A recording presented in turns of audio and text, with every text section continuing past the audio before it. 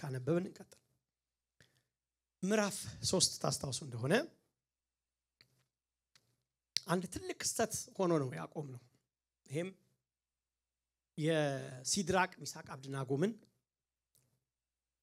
በባቢሎን ወጣ ብላ ባለች ሜዳ ላይ ትልቅ ምስል አቆሞ ናቡከደነጾር ለዚህ ምስል ካልሰገዳችሁ ብሎ ሲል ነበር ምስሉ ያማልክቱ ምስል ይሆናል ወይ የራሱ ምስል ይሆናል ተነጋግረናል እና ለዚህ ምስል ያልሰገዱ ደግሞ ሰዎች ነበሩ 3 ሰዎች እነሱ ሰዎች ደግሞ በቁም ሊጠብሳቸው እሳት ውስጥ እንደወረወራቸው ነገር ግን በእሳቱ መካከል እንዴት እንደቆሙ እንደደነገጠ ከዛ ውስጥ ደግሞ ስማቸውን ጠርቶ ከእሳቱ እንዲወጡ እንዳደረገ ከዛ መዝሙር ዘምሮ ነበር ያቆምነው ታስታውሳላችሁ መዝሙሩ ምን ነበር ምክሬ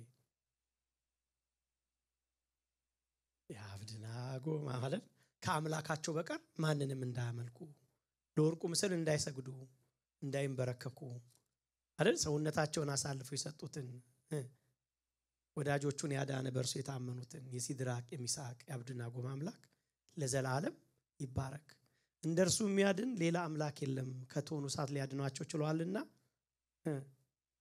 አዳን እርሱ ነውና እኛም ጨመር ብሏል መሰለኝ እሱ አይደል ይሄንን አዋጅ አውጇል ማለት ኮንፌሽን ትልቅ ኮንፌሽን አድርጎ ነው እንደውም ለዚህ አምላክ ነው መመለክ ያለበት ብሎ ነው ሲያልቅ መጣሁት የሆነ ወዲያውኑ በነጋታው አይደለም ምዕራፍ 4 የሆነው አንዳንድ ጊዜ ምዕራፍ ክፍፍል አልነበረም በርግጥ በድሮ ምዕራፍ ክፍፍል በኋላ ይመጣ ስለሆነ እንጂ ምዕራፍ 3 ጨርሶ ምዕራፍ 4 የሚባል አልነበረም ድሮ ዝም ብሎ የተጻፈው በመደዳ እንደዛ እንድታስቡ ስለዚህ ለምሳሌ ምዕራፍ 3 መጨረሻ ከዚህም ንጉስና ሲድራቅ ሚሳቅ አብደናጎ በባቢሎን አውራጃ ላይ ሾማቸው ናቡከደነጾር በህልሙ ይቅርታ ሾማቸው ከንጉሱ ናቡከደነጾር በምድር ሁሉ ብሎ ነው የሚቀጥለው እንደዛ አርጋችሁ ሰሉት በእነኚህ ቨርሶች መካከል ግን ይሄን መጽሐፍ እንደዚህ እንዲዋቀር ሲያደርጉ አባቶቻችን ግን አንድ የሚገባቸው ነገር ግን ነበር በቨርሶቹ መካከል በእነኚህ ቻፕተርና ቻፕተር መካከል ግን ቀናት አመታት ልዩነት እንዳለ ያውቁ ነበር ስለዚህ በነጋታው ተነስቶ ደግሞ እንደገና ህልም አየ አይነት አርገን አለን በኋላ በደንብ ያሳያቸው ስለዚህ አሁን ወደ ሌላ ታሪክ ሲገባ ነው የምታዩት ይሄ ታሪክ ግን ሲኖር ሳለ እየኖረ ሳለ የተከሰተ ደግሞ አንድ ታሪክ አርገን እንድናስበው ነው የምፈልገው ያለዛ ዝም ብሎ ደግሞ ነገስቱ ወዲያው በነጋታው ሰው እንደዚህ ሊሆን ስለማይችል ማለት ነው ትላንት አምልኮ ሰጥቷል ትላንት ዘምሯል ትላንት ይመለክ ያምላክ ብሏል ኮንፌስ አርጓል ምን አረገ ደግሞ ቀጠለ ላይፍ አይነት ነገር ነው እንግዲህ በመሃል መታገኙት እና በመካከል ደግሞ የተከሰተ ሌላ ታሪክ ነው እዚህ ጋር የሚጻፍልን ማለት ነው በአራት ከፍለን ነው ምዕራፍ 4 እንድናይ የምፈልገው ምናልባት 4 ሳምንት ይወስዳል ማለት ላይሆን ይችላል ግን በአራት እንከፍለዋለን እንደጊዜው የመጀመሪያ ምዕራፍ 4 ከቁጥር 4 እስከ 17 ዛሬ ለማየት እንሞክራለን ህልሙ ላይ አናተኩርም ምክንያቱም ህልሙ ከትርጓሜው ጋር አብረን ስለምናየው ህልሙ ላይ አናተኩርም ከህልሙ በፊት ግን ከምዕራፍ 4 ዛሬ ምዕራፍ 4 ከቁጥር 4 ነው ዛሬ መጀመሪያው ሁለተኛ ንጉሱ ያየው ህልም ትርጓሜን ደግሞ አብረን እናያለን ከቁጥር ምዕራፍ 4 ከቁጥር 18 እስከ 28 ዳንኤል ሲተረጉምለት እንመለከታለን ሶስተኛ ንጉሱ ላይ የመጣው ፍርድ እና የፍርዱንም ምክንያት ደግሞ በሶስተኛነት እናያለን የመጣበት ፍርድ ምንድነው ወደ ንጉሱ የመጣበት ፍርድ እናያለን ግን ይሄ ፍርድ ምንድነው ራሱ የተፈረደበት ፍርድ ለምንስ ተፈረደበት ሚለውን እናያለን ከዚህ ጋር አያይዘን እንግዲህ ልናይ የምንችለው ኃጢያት ምን ይመስላችኋል ትዕቢት አብረን እንመለከታለን ምክንያቱም ተብታል ብሎ ነው እግዚአብሔር ሲቀጣው የምናየው ስለዚህ አያይዘን እሱን የትዕቢትን ኃጢያት ከመጽሐፍ ቅዱስ አንፃር ምንድነው ሚለውን እንመለከታለን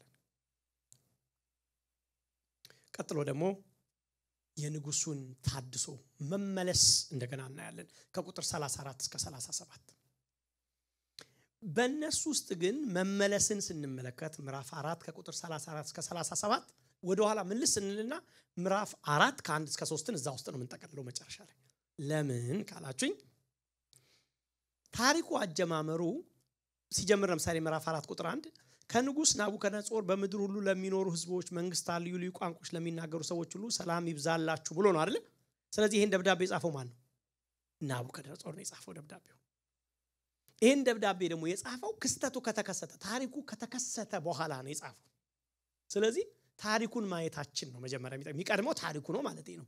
ስለዚህ ያን ይሄን የጻፈው ውጤት ስለሆነ ከ1 እስከ 3 እሱን ከማየታችን በፊት ታሪኩ ራሱ ምንድነው አፕን ያደረገው ብለን ከዛ ተነስቶ ነው ከተማረው ስለጻፈልን ትምህርቱን በኋላ እናመጣዋል። ለዛ ነው አንድን ዘልያ አይደለም ከ1 እስከ 3 ማለት ነው። ስለዚህ መጀመሪያ የንጉሱን ህልም ማለም ዛሬ ላሳያችሁ። መጽሐፉ የሚጀምረው ምዕራፍ 4 ከአዋጅ ነው አይደል? አዋጅ በምዕራፍ 3ም በአዋጅ ቢያልቅም ምዕራፍ 4ም ሲጀምር እንዲሁ ከአዋጅ ነው የሚጀምረው። በባቢሎን ግዛቶች ሁሉ አንድ አዋጅን ንጉሱ አውጥቶ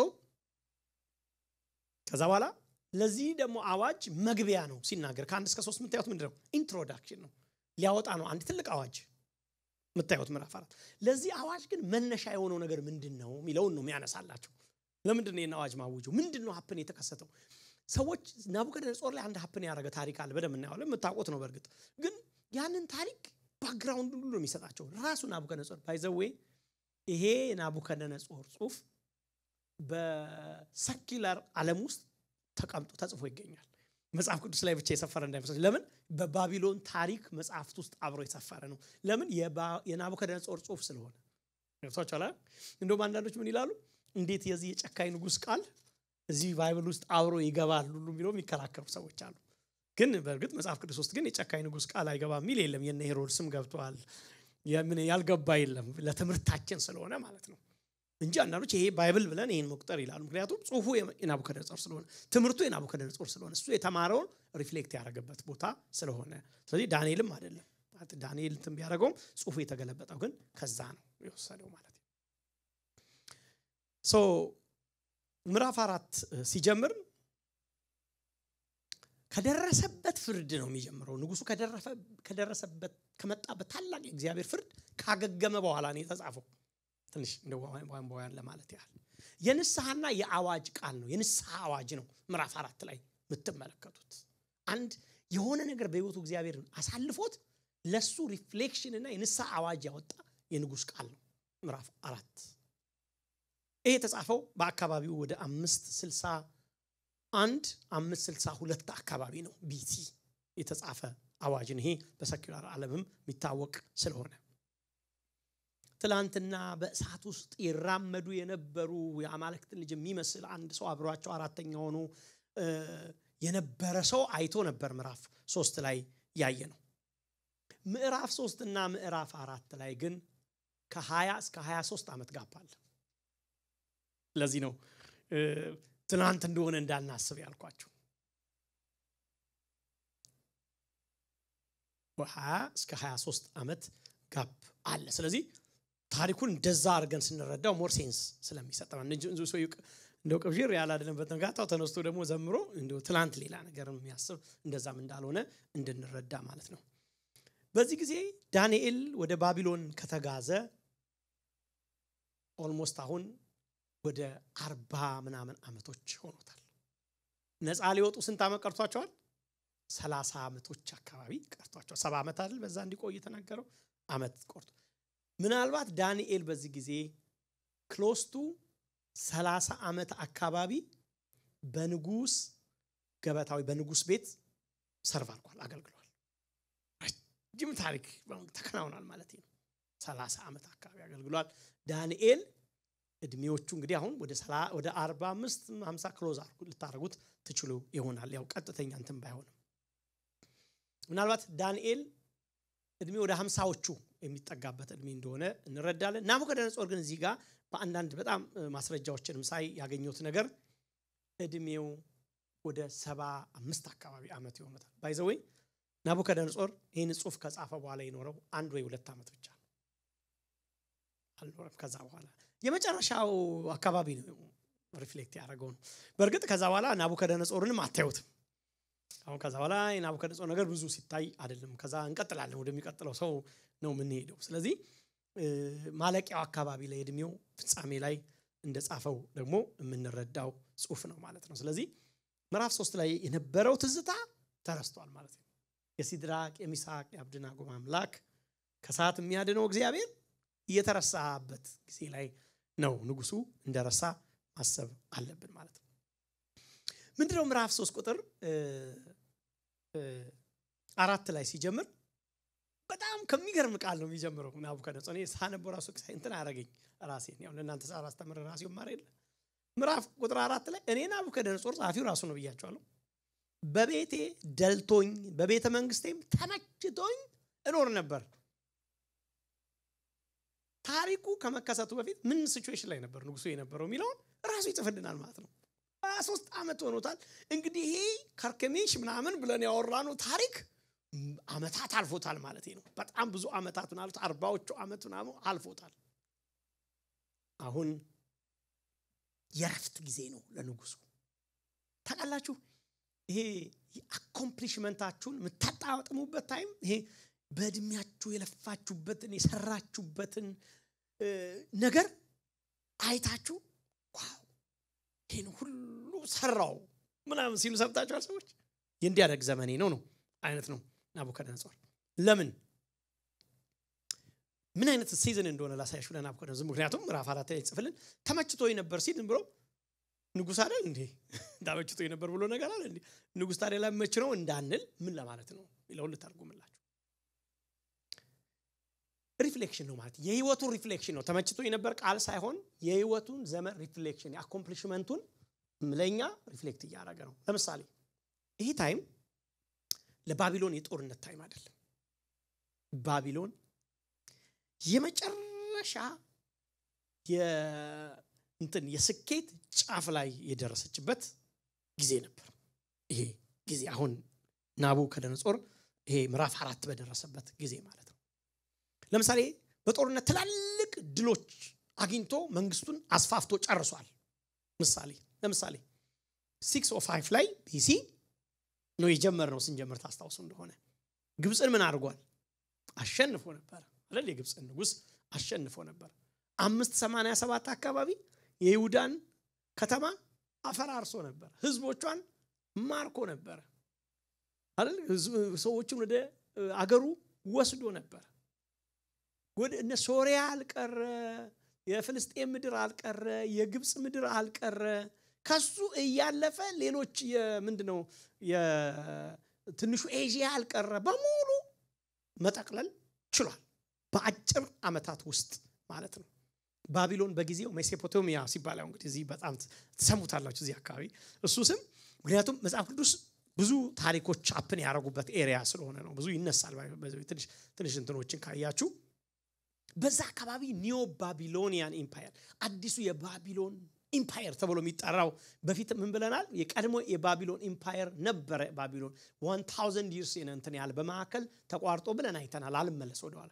ይሄ በጣም ክላይማክስ ላይ የደረሰበት ጊዜ ነበርና ባቢሎን የዓለም መናኸሪያ ተብላ ትጠራ ነበር። የዓለም መናኸሪያ ተብላ ትጠራ ነበር በዛ ጊዜ። ስለዚህ ንጉሱ ጠላቶቹን ደምስሷል።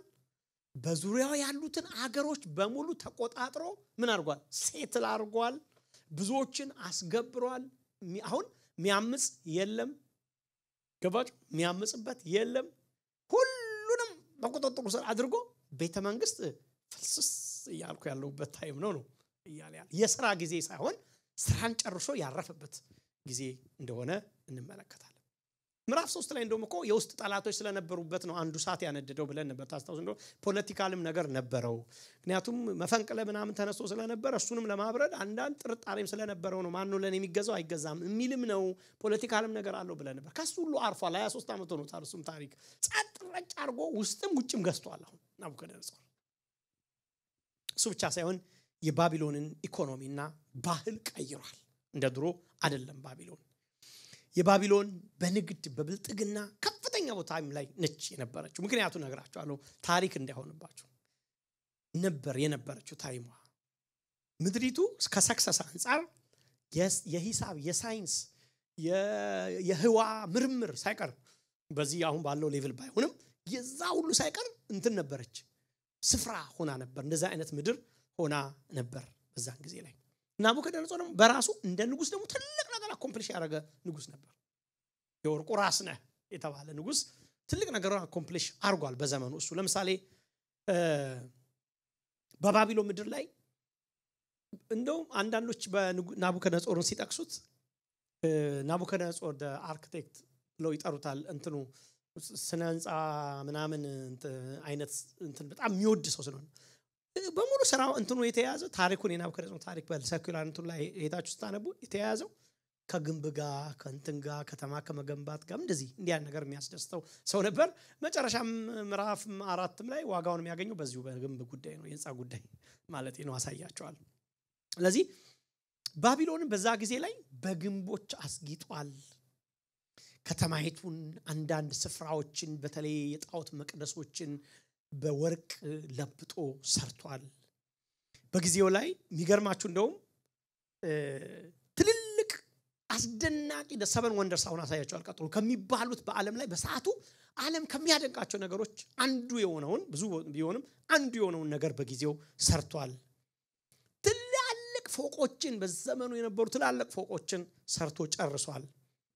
የባቢሎን ምድር በወርቅ ለብጦ ሰርቶ አሳምሯል። ምክንያቱም በኋላ እቺ ከተማ ስለሚል ነው ትንሽ ይሄን ማነሳላችሁ እንዲገናኝልን ማለት ነው። ሌላ የባቢሎንን ቅጥር ሰኪዩር ከተማይቷን ሰኪዩር ባቢሎንን ከሌሎች ጠላቶች ሰኪዩር ያደረገበት ጊዜ ነበር። እንደው ማስረጃዎች የሚያሳዩት ሁለት ሰረገላ በዚህና በጎን ሆኖ ሊሄድበት የሚችል ሰፊ መንገድ በላዩ ላይ ያለው ግንብ ሰርቶ ነበር። ከተማይቷን ከቧት ነበር ይባላል። በሁለት ሰረገላ አጠገብ ላጠገብ ሊሄድበት የሚችል መንገድ ከላይ ያለው ምኑ ግንቡ እንዲህ አይነት ወፍራም ግንብ ሰርቶ ከተማይቷን አጥሯል። ምን አይነት ሴኩሪቲ ነው ነው? እንዴት ሴፍ ባቢሎን ሴፍ ነች። ናቡከደነጾር ምንድነው? ሴፍ ነው። ማን ይነካዋል? አሁን ከዚህ በኋላ በዚህ ዘመን ነበር ባቢሎን ታላቂቷ ባቢሎን ባይዘው ተጠቅሷል። ወደ ራእይ ላይ ስትመጡ በዚህ ስም ተጠቀሳለች። ምክንያት አለው። ራእይ ስናጠና እናያለን። ግን ታላቂቷ ባቢሎን ተብላ ተጠራ ነበር። ኢቭን በባቢሎን ዘመን ማለት ነው ተብላ ተጠራ ነበር።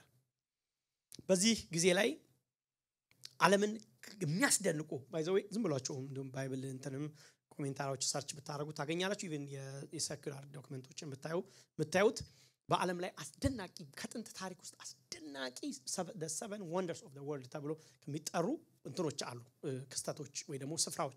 ከነሱ ውስጥ አንዱ የሆነውን ቦታ የሰራ ሰው ነበር። ለምሳሌ እነኚህን ስልስታችሁ ሰባቱንም ለምሳሌ የግብጽ ፒራሚዶች በጊዜው ነገስታቱ ሰርተዋቸው ካለፉ ወይ በጊዜው በጣም ይጎበኙ ከነበሩ እስቲል እስካሁን ድረስ አሻራቸውን ጥለው ሄዱ ማለት ነው። የትልልቅ ስፍራዎች የግብጽ ፒራሚዶች ለምሳሌ በኤፌሶን የሚገኙ የአርጤምስ መቅደስ አይደል? የኤፌሶን አርጤምስ ታላቅ ነው። ቀላል ነው መሰለኝ በጊዜው አይተነዋል። ሌላ ግሪክ የሚገኘው የዚየስ የተባለው መቅደስ፣ ቱርክ የሚገኘው ትልቅ የመቃብር ስፍራ ወይ ደግሞ ሞዛሊየም ተብሎ ይጠራል። ግሪክ ደሴት ላይ የምትገኘው የግሪክ ጣዖት ምስል፣ አሌክሳንድሪያ ግብጽ የነበረው አሁን እንደሌለ ስላየው ነው የነበረው ላይት ሃውስ ወይ የመብራት ቤት የሚባለው። ሰባተኛው ግን ባቢሎን ከተማ የነበረው የተንጠለጠለ ገነት ይባል ነበር። የሰራው ትልቅ እንትን the hanging garden ተብሎ ይጠራ የነበረው ናቡከደነጾር ለክብሩ የሰራው ትልቅ ገነት ስፍራ ልበላችሁ እንደዛ አይነት ቦታ ነበር። ይሄን ቦታ የሰራው ደግሞ ለሚስቱ ፍቅር መግለጫ ነበር። ሚስቱን ፍቅሩን ለማሳየት የሰራው ትልቅ ስፍራ ነበር። ይሄ የሚጎበኝ በጊዜው ምን ማለት መሰላችሁ? አሁን የቱሪስት መናኸሪያ ምን እንላቸው አይሉ እዛ ነው እንጂ መሄድ እንደሚባለው ይደረግ የነበረበት ቦታ ሁሉ የሰራ ሰው ነው። አኮምፕሊሽመንት ነው ንጉስ የሰራው ነገር። ንጉሱ ምንድነው እያለን ያለው ምዕራፍ 4 ላይ ቁጥር 4 የሚያወራል ደልቶኝ ነበር፣ ተዝናልቼ ነበር፣ አረፌ ነበር ሲል ከጦርነት አንፃር አኮምፕሊሽ አድርጎ ጨርሷል። ከስነ ህንጻ አንፃር ጨርሷል። ከንግስና አንፃር ኤክስፒሪየንስድ ነው። ብዙ አመት 40 አመት 50 አመት መርቶ ጨርሷል። እድሜውን ሊሞት 1-2 አመት የቀረው ንጉስ ነው። ምንድነው አሁን ናቡከደነጾር የሚጠብቀው? ታውቃላችሁ ሁሉን ያየ ሰው ጫፍ ክላይማክስ የደረሰ ሰው እሰይ በቃ አርፏል። ምን ይመጣል ከዚህ በኋላ? ይህንን ዘመን አንድ ሰው ሲጠቅሰው ያየሁት አንድ ኮሜንት ያደረገ ሰው የሰው ልጅ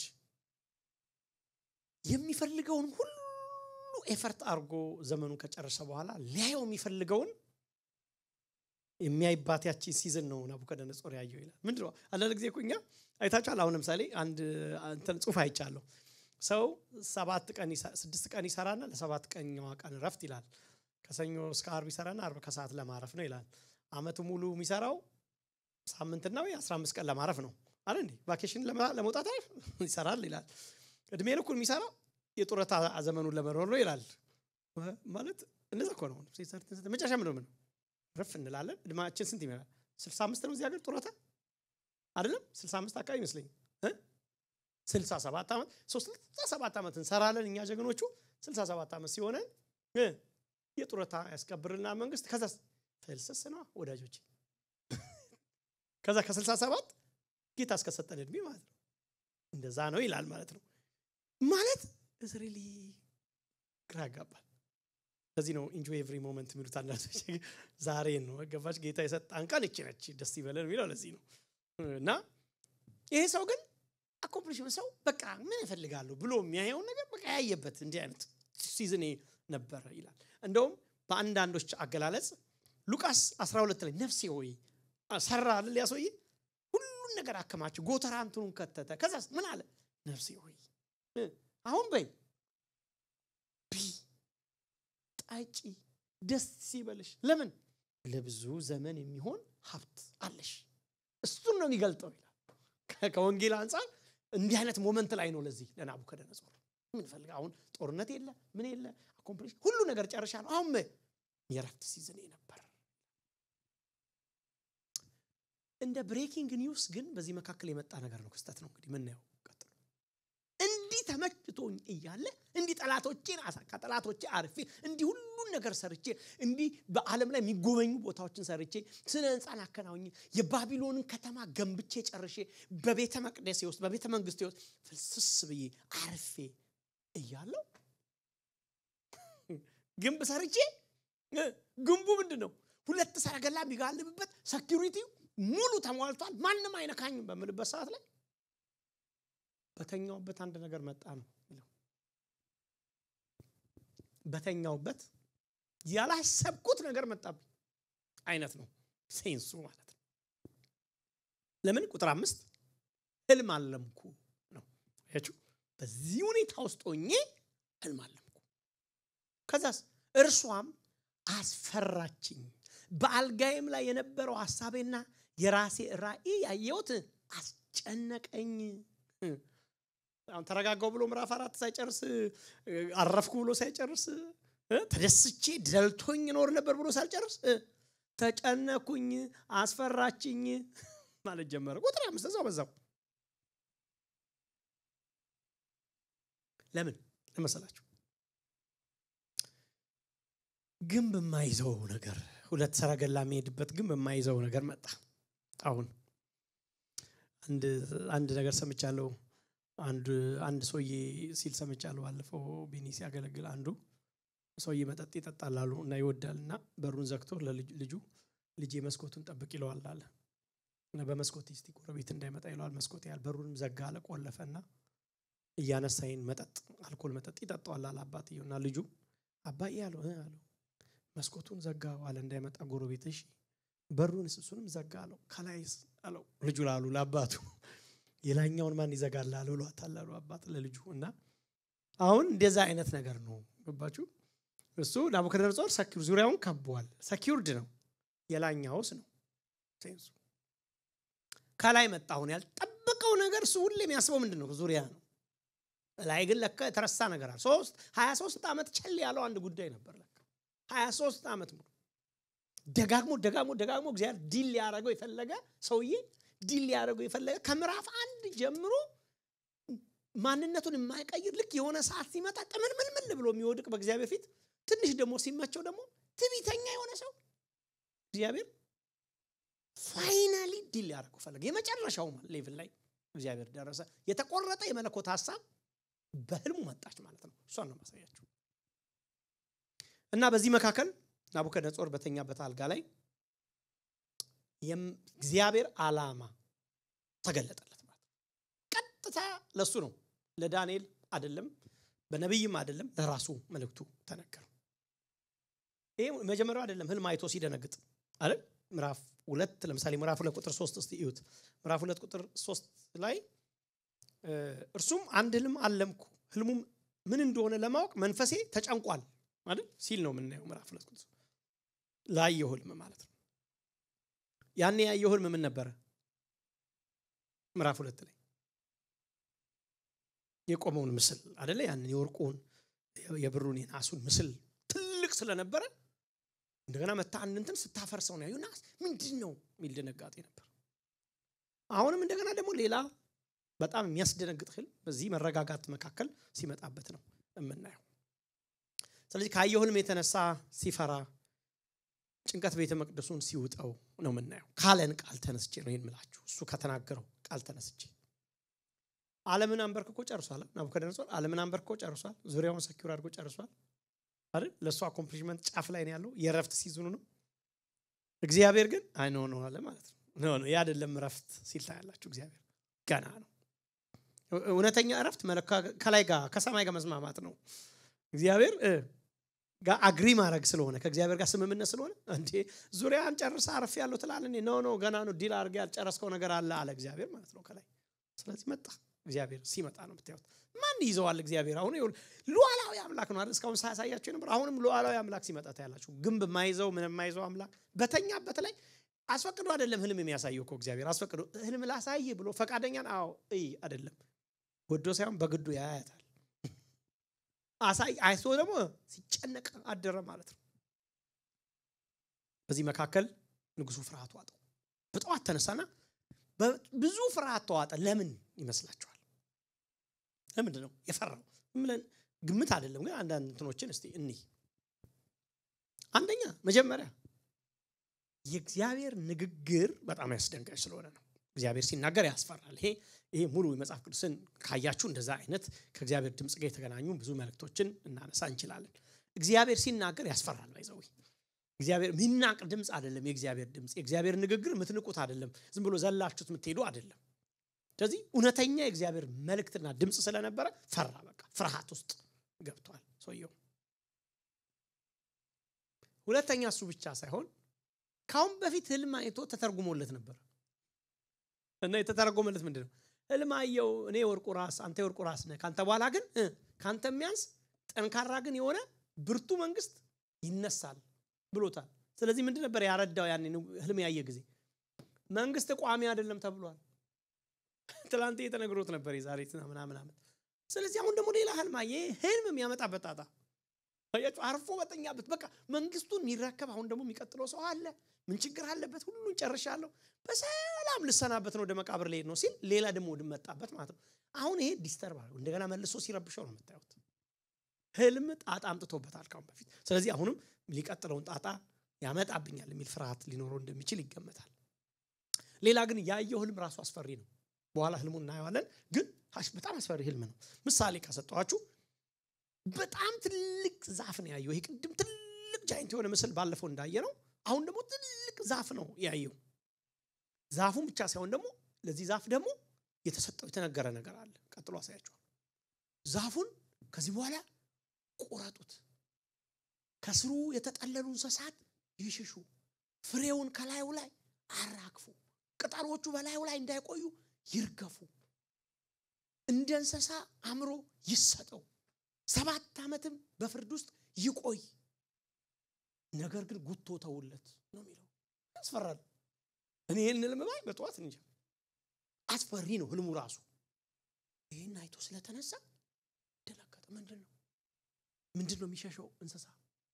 ማን ነው የሚቆረጠው? ዛፍ ባሽ ምንድነው የሚረግፉት ፍሬዎች? ቅጠሉ የሚረግፈው ምንድነው? ጉቶስ መጨረሻ የሚታውለት ምን ማለት ነው? ህልሙ ራሱ አስፈሪ ህልም ስለነበር። ሌሎች ግን አንዳንዶች በጣም የሚያነሱት የመጽሐፍ ቅዱስ ተማሪዎች ምቾት ዓለም ውስጥ ስለነበረ ምቾት ዓለም ነው አሁን ያለበት ሁኔታ።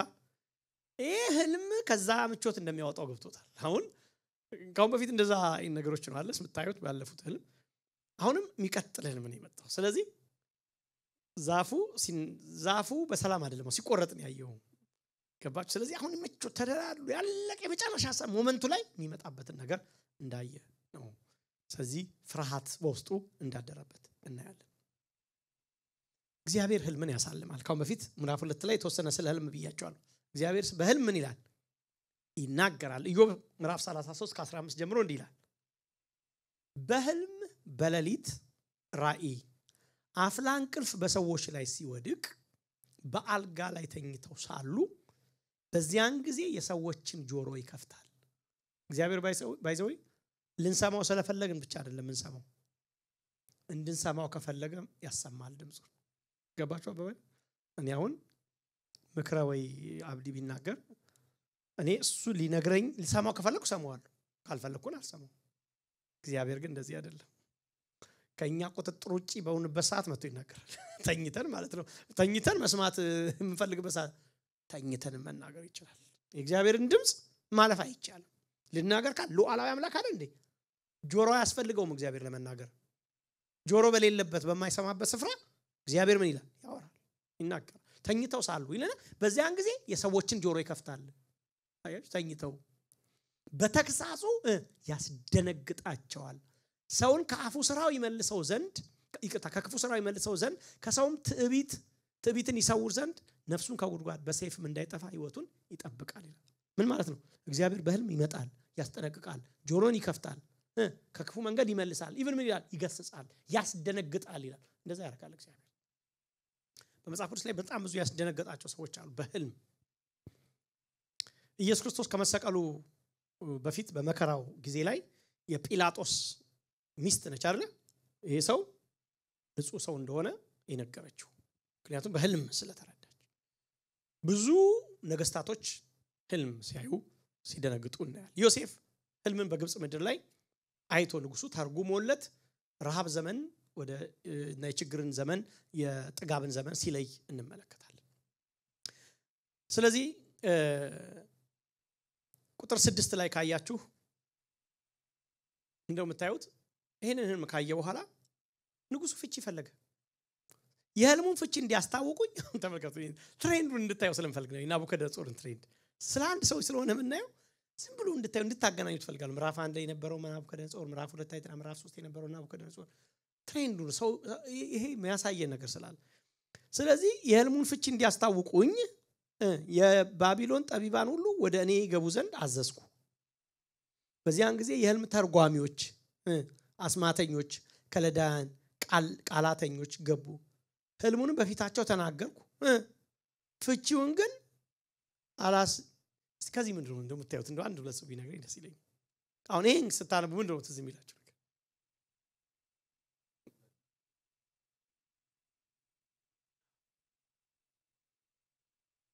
ሴም ፓተርን ካሁን በፊት ህልም አይቶ እነኝ ራሱን የተተረጎመ ጸሐፊው ራሱ እንዲሁ ነው የጻፋቸው። ቃላተኞች፣ ጠንቋዮች፣ አስማተኞች፣ መተተኞች ምናምን ጠርቶ እንደው ምን ብሎ ትገደላላችሁ ብሎ በማስጠንቀቂያ መንገራቁታቸው የአምላክ መንፈስ ያለበት የእግዚአብሔር መንፈስ ያለበት ዳንኤል ነው መጥቶ የተረጎመለት። ያውቃል። ይሄ አፕን አድርጓል ትላንትና።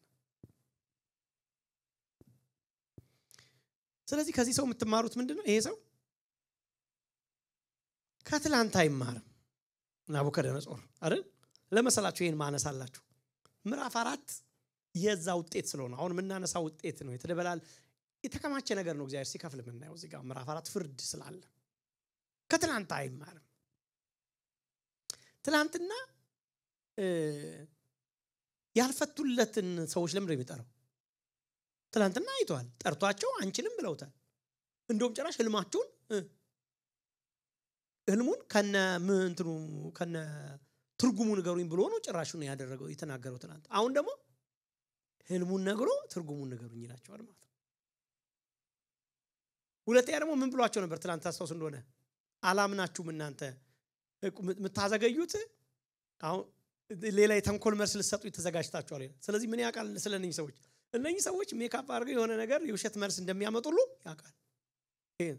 ታዲያ ፈለገ የውሸት መልስ እንደሚያመጡ ገብቶታል ትላንትና። ስለዚህ እኔ ህልሙንም ንገሩኝ አለ። የእውነት ስለፈለገ ነበረ ትላንትና። የህልሙ እውነተኛ ትርጉም ነው የፈለገው ትላንት። ታዲያ ለምን ዛሬ እነሱ ላይ አተኮረ?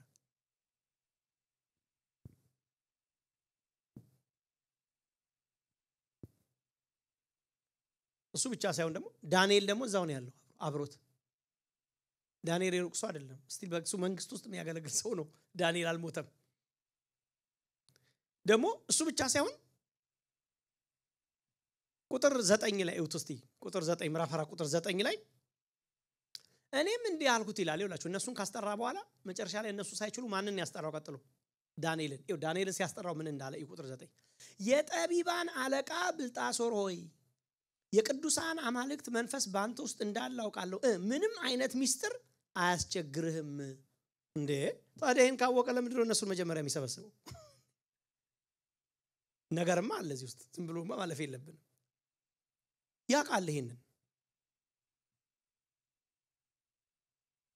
ቁጥር 8ን ተመልከቱት እዚሁ ምዕራፍ 4 በመጨረሻም መጀመሪያ እነኛ ነው አይጠራው። በመጨረሻም በአምላኬ ስም ብልጣሶር ተብሎ የተጠራው የቅዱሳን አማልክት መንፈስ ያለበትን ዳንኤል ገብቶ በፊት የቆመ። በመጨረሻማ የቅዱሳን የአማልክት መንፈስ ሚለው የእግዚአብሔር አይደለም። በርግጥ ግን እሱ ስም ስለሰጠው እሱ ብልጣሶር ብሎ ስለሰጠው የዛ ስም አምላክን ስም ውስጡ ስለያዘ በስሙ ላይ አብሮ እሱ መንፈስ አለበት ህልምን የሚፈታ እሱ ገባ ይላል።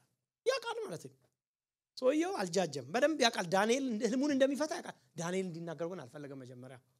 አይ ለምን?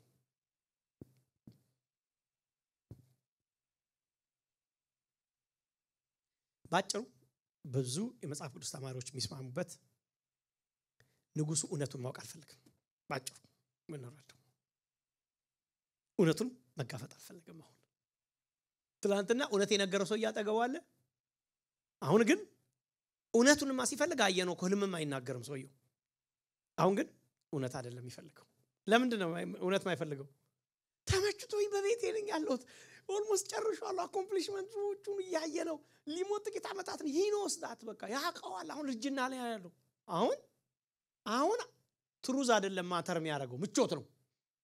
ገባችሁ? አሁን እንዳመጡብኝ ተው ልጨርስበት፣ ይቺ ሰላሜን አትንኩ። እዛ ሞመንት ላይ ነው ያለው ይሰው።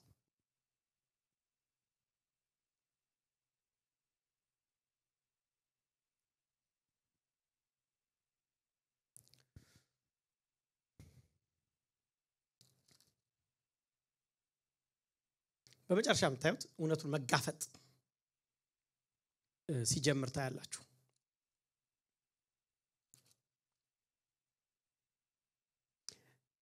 ናቡከደነጾር እውነት እንደምንም እስቲ ሪፍሌክት ብታደርጉ ደስ ይለኛል። አንዱ ለሰዎች ለምን ይመስላችኋል አሁን የማይፈልግበት? ምን ይመስላችኋል የሚፈራው ነገር?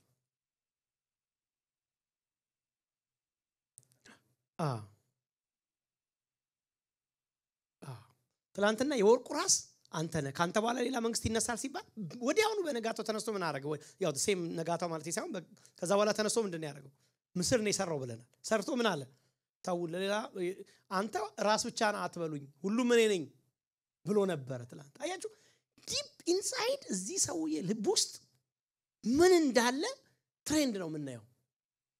አያችሁ ዳንኤል የነገርን የፈለገው አንድ ነገር ሲጻፍ እኮ ጻፊው ውስጥ እኮ ሐሳብ አለ። ታውቃላችሁ ጻፊው የሚያውቃቸው ብዙ ነገሮች አሉ። የሚጽፈው ሰው ከሚያውቃቸው ነገሮች በጽሁፍ ያስቀምጥና ያላስቀመጠልን ግን ሐሳቦች አይዲያዎች ግን አሉ ውስጥ። እነሱን ነው ትንሽ ብናገኛቸው። ትሬንድ አለ የሰውዬ መጀመሪያ ላይ ነበር። ልዑል አምላክ ሁሉን የሚቆጣጠር አምላክ እዛ ጋር እንዳለ እንድናይ ይፈልጋል ዳንኤል።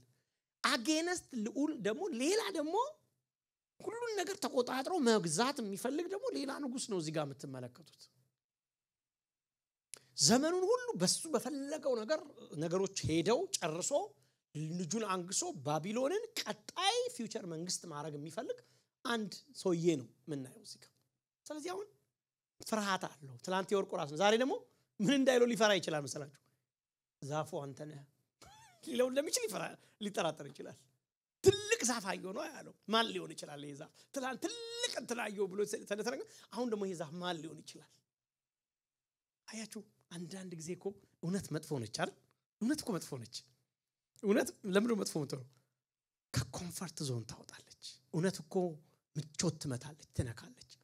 እውነት እኮ የማንፈልግበት ሰፈር ታውላለች። ታውቃላችሁ አትፈልግም። ታውቃላችሁ መጨረሻ ግን እውነቱ መጋፈጥ ሲፈልግ ዳንኤልን ሲጠራው ነው የምታዩት። በስሙ ነው የጠራው። ምንም ነው ለማለት ያህል ቁጥር 8 ማንብቤላችኋለሁ። ቁጥር 9 ሁለቱ ይሄንን ይነግሩናል። 10 ደቂቃ ነው ያለኝ። በዚህ ደቂቃ ውስጥ አንዳንድ ነገሮችን ትንሽ ብላችሁና እናብቅ። አንድ ሁለት ሰዎችን እንደ ምሳሌ ልስጣችሁ መጽሐፍ ቅዱስ ላይ እውነትን መጋፈጥ የፈሩ ሰዎችን ምክንያቱም ናቡከደነጾር ውስጥ ያለውን መንፈሱን እንድናገኘው አንደኛ ነገሥት ምዕራፍ 22 ከቁጥር 6 ጀምሮ አንድ ቃል አብረን ያየን እንሂድ የእስራኤል ንጉስ ነቢያትን 400 የሚያሉ ሰዎችን ሰብስቦ ወደ ሬማት ዘገለዓድ ለሰልፍ ሊድ ወይስ ልቀር አላቸው እርሱም በእግዚአብሔር በንጉስ እጅ አሳልፎ ይሰጣታልና ውጣ አሉት ምንድነው የሆነው ባጭሩ የይሁዳ ንጉስ አለ ዮሳፍጥ የእስራኤል ንጉስ ደግሞ አለ ሬማት ዘገለዓድ ወደሚባለው የጦርነት ቦታ አብረን እንግጠም አሉ የይሁዳ ንጉስና እስራኤልና ይሁዳ ተከፋፍለዋል ታውቃላችሁ አሰም ፖይንት ላይ ሰሜንና ኖርዝና ሳውዝ ነው ስለዚህ የእስራኤሉ ንጉስ የይሁዳው ንጉስ ዮሳፍጥን ምን አለው አብረን ግጠምና እንደ አላያንስ ፈጥረን እንሂድና በሬማት ዘገለዓድ እንግጠም ጦርነት እንውጣ አለው ሲለው አማልክቶቹ እነኚህ ምንድነው ነቢያቶቹን በሙሉ ጠራና ለሰልፍ ሊድ ወይስ ልቅር አላቸው እነርሱ አሳልፎ ይሰጣልና ውጣ አሉት ከዛ በኋላ ኢዮሳፍጥ የይሁዳ ንጉስ ነው እግዚአብሔር በጣም ይወድ ንጉስ ምን አለው ቅር አለው ማለት ነው አማት ሰውን ይሰበሰበው ይሶዬ እና ሁሉም በአንድ ቃል ውጣ ድል ይሰጣል ተከናወን ነው የሚሉት አስፈራው ማለት ነው የይሁዳ ንጉስ ይሄ ነገር በጤና ነው ሁሉም ውጣ አለ ይከናወንላል በዛ ምን ነው እስቲ ቆይ አለና ምን ይለዋል ቁጥር 7 እንጠይቀው ዘንድ ሌላ የእግዚአብሔር ነብይ በዚህ ይገኛል ይለዋል ሌላ ማአት ሰው ዘጌ ተናገረው ስንት ናቸው እንደው ብዛቶች 400 የሚያሉ ሰዎች ነው የሰበሰበው 400 ሰው ሰብስቦ 400 ነቢያት በአንድነት ቆመው ውጣ ብለው የእስራኤል ንጉስ ምን የይሁዳ ንጉስ ምን አለ እንዲህ ያለ አይመስላችሁም የቀረ ሌላ የእግዚአብሔር ነብይ የለም ውስጡን ትንሽ ከራካ ነው ይሶይ ትሩዝ የሚፈልግ ነው ትሩዝ ከማጆሪቲ ጋር አብሮ የሚቆም ጉዳይ አይደለም ትሩዝ ማጆሪቲ ጉዳይ አይደለም ባይዘው ትሩዝ በጣም ፓወርፉል የሆነ በጣም ይቆርጣል ባይዘው ግን አንድ ሰው ይዞት ሊቆም የሚችል ነገር እንደሆነ ነው የምትመለከቱት ከዛስ የእስራኤልም ንጉስ ኢዮሳፍጥን ተመልከቱ እንግዲህ የእስራኤል ንጉስ ኢዮሳፍጥን እግዚአብሔርን የምንጠይቅበት የይምላ ልጅ ሚኪያስ የሚባል አንድ ሰው አለና ነገር ግን ክፉ እንጂ መልካም ትንቢት አይናገርልኝምና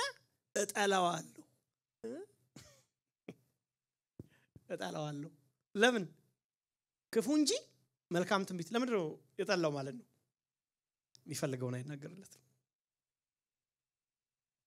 ሰው የሚፈልገው ምንድነው አሁን እኔ ዛሬ ብናገር ደስ የሚል ነገር ምንድነው እስቲ አሁን እዚህ ጋር ቆሜ ነኝ ዛሬ ሁላችሁም እዚህ ጋር ከዚህ እንደወጣችሁ $1 ሚሊዮን ይደርሳችኋል እስቲ ዝም ብላችሁ እንዲህ ነው እንጂ ማለት ምን ዲፕረስ መሆን ነው ቆሙ ሁለቴ ነው ነገራችሁ ዝም ብላችሁ ካያችሁ ምን ዲፕረስ መሆን ነው የሆነ ምናምን እያወሩ ሁላችሁ ከዚህ ስትወጡ በቃ ኑሮ በሙሉ ምን ጭንቀት በቃ ከዛሬ ጀምሮ አታዩም እስከምትሞቱ ድረስ እንዴ እሱ ምን እንደምፈልገው መጀመሪያ ምን አስከደኝ እኔ ዝም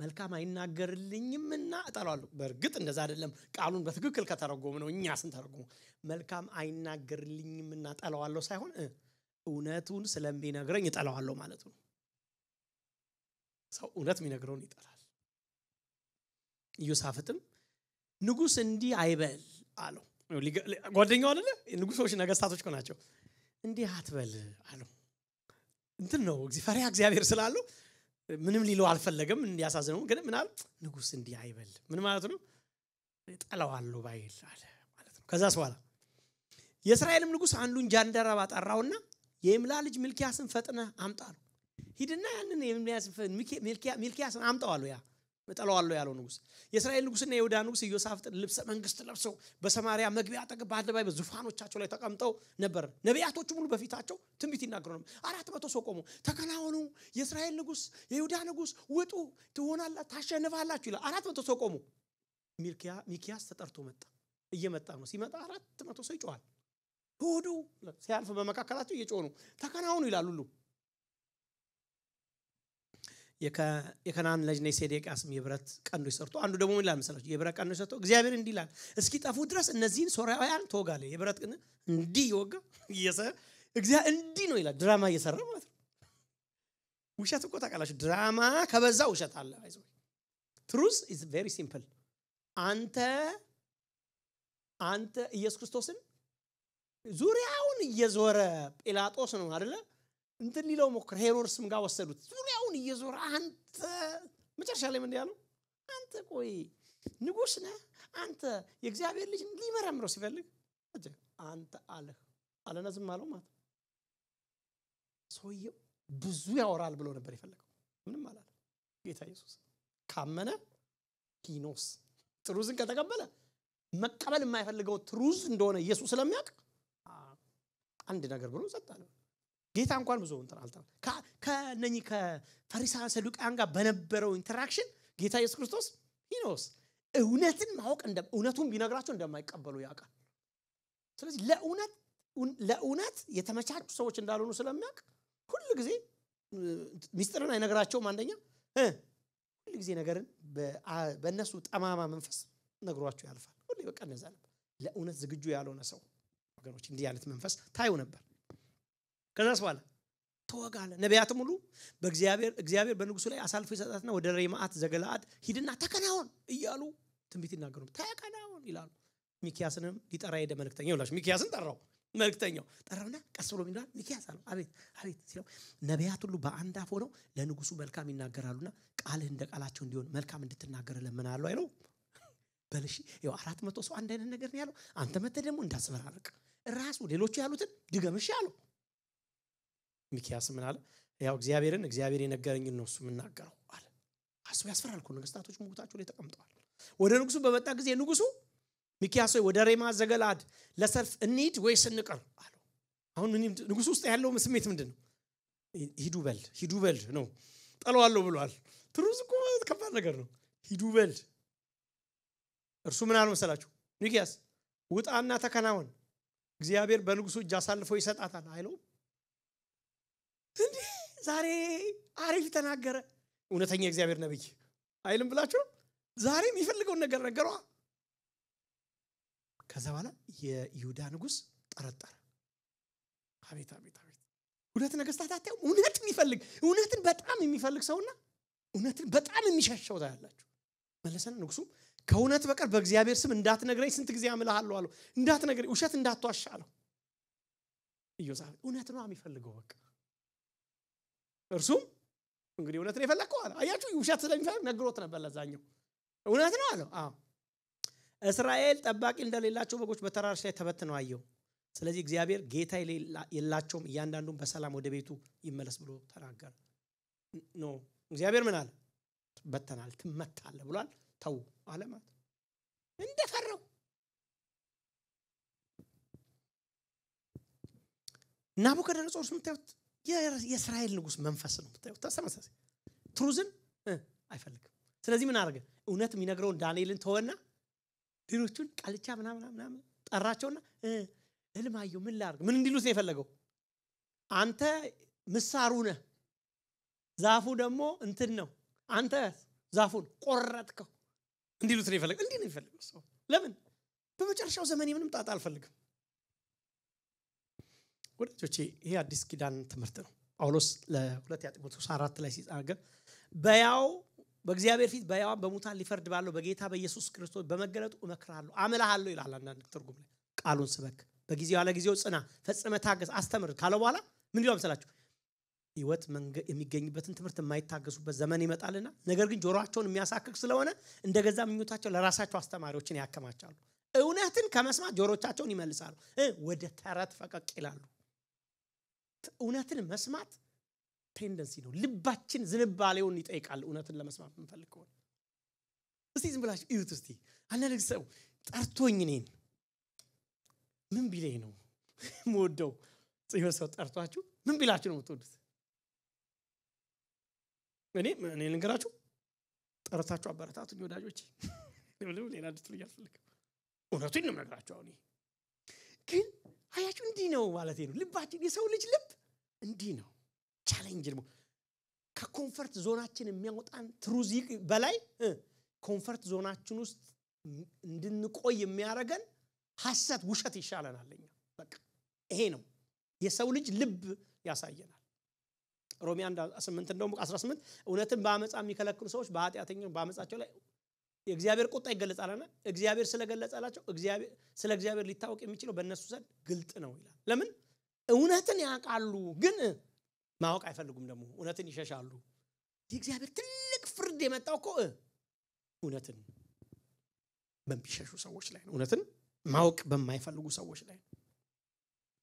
ናቡከደነፆር እንደዚህ ያነሳው አያችሁት?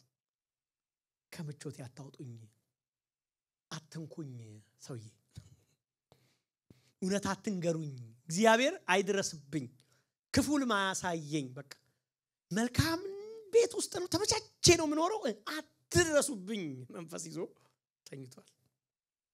እግዚአብሔርስ አልጋው ላይ ህልምን ላከ እና 12 ነገሮች ናቸው የምታዩት። ዝም ብዬ ቶሎ በላችሁ። ዛፉን ቁረጡ የተነገረው ኔክስት ትርጉሙ ላይ እንገባ።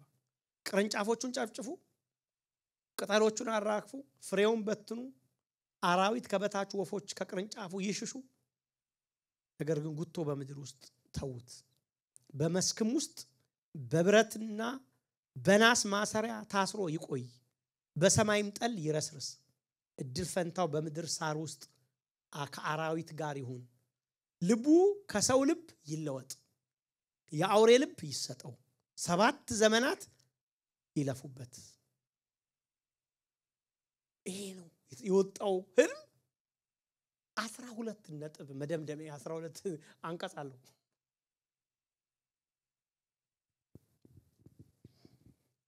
ያው ዳንኤል ተጠራ አይደል? ዳንኤል ተጠርቶ ሲመጣ ያው እውነት ነው የሚናገረው ባይፈልግም ማለት ነው። በጣም ያሳዝነኝ ነገር ግን ኔክስት ነው ያዋለን እንዳትነኩኝ በቃ እንደው ተመችቶኝ ነው ያለሁት ጨራርሻውን በመጨረሻው ዘመኔ ላይ ያለ ሰውዬ አሁን ኔክስት ምን ታዩት ከንክስናው የሚያፈናቅል ነገር ሲመጣ እንኳን አትንኩኝ ምናምን አይደለም። አሁን እንደ ድሮዬ ግሳጼ የሆነ ነገር ምናምን አይደለም። ከፈራው ንክስና የሚያወጣ ነገር ሲመጣ ነው ምናየው። ኔክስት እሱን ሐሳብ አብረን እንመለከታለን። ቆመን እንጸልይ እስቲ በጌታ ፊት ነው አንድ ደቂቃ እንዲህ ብለን እንጠይቅ። ዳዊት ሁሉ ጊዜ ምን እንደሚል ታውቃላችሁ? መርምረኝ ፈትነኝ